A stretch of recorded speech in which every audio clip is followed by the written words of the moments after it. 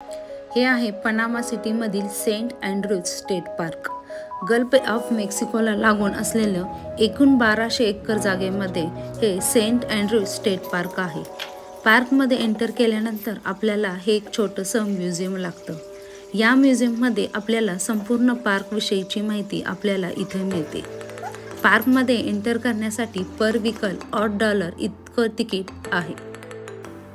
पार्कमध्ये खूप लोक कॅम्पिंग करण्यासाठी येथे येतात। पार्कमध्ये फिरत असताना आपल्याला इथे डियर, हरण सुद्धा दिसतात।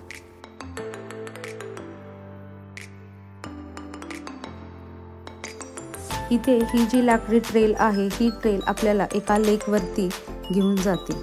या लेकमध्ये आपल्याला अनेक सुसर म्हणजेच ॲलिगेटर पाहायला मिळतात। पार्कमध्ये फिरत असताना आपल्याला अनेक प्रकारचे पक्षी सुद्धा पाहायला इथे मिळतात।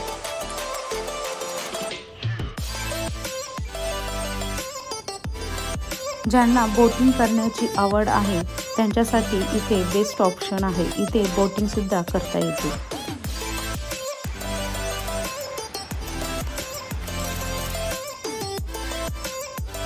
पार्कमध्ये आपल्याला अतिशय सुंदर असा बीच पाहायला मिळतो। स्वच्छ निळं पाणी असलेला आपल्याला इथे बीच पाहायला मिळतो।